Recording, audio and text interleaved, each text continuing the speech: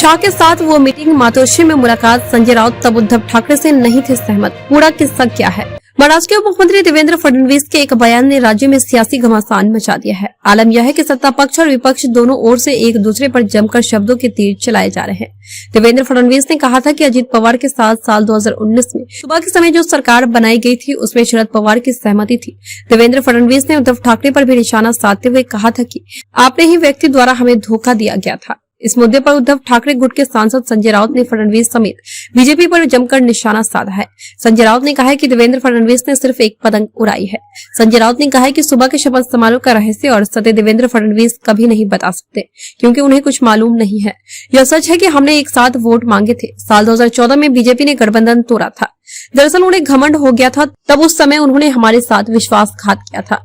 संजय राउत नहीं रुके, उन्होंने कहा कि जिस बीजेपी को महाराष्ट्र में कुत्ता भी नहीं पूछता था उस पार्टी को प्रतिष्ठा दिलाने का काम बाला साहेब ठाकरे ने किया था। ऐसे पुराने और भरोसेमंद मित्र के साथ बीजेपी ने विश्वासघात किया।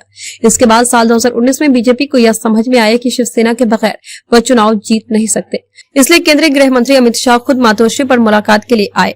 होटल ब्लू सी में हम गए, लेकिन मैं वहां से निकल गया। संजय राउत ने कहा कि मातोश्री में बीजेपी और शिवसेना नेताओं में चर्चा हुई और बाद में हम प्रेस कॉन्फ्रेंस के लिए वर्ली के होटल ब्लू से गए थे।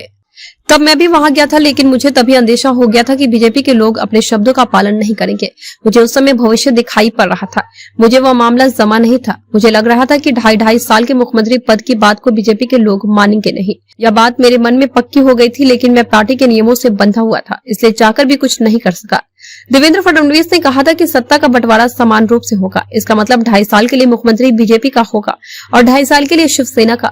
समान बंटवारे का मतलब हमने तो यही समझा था। हालांकि चुनाव प्रचार के दौरान बीजेपी की तरफ से यह कहा गया था कि मुख्यमंत्री देवेंद्र फडणवीस होंगे, तब हमने कुछ नहीं कहा था क्योंकि सब कुछ तय था। संजय राउत ने कहा कि हमने एक गठबंधन में चुनाव लड़ा था। उस समय अटल बिहारी वाजपेयी, बाला साहेब और मोदी सबके फोटो का इस्तेमाल किया गया। अभी भी इस्तेमाल शुरू है।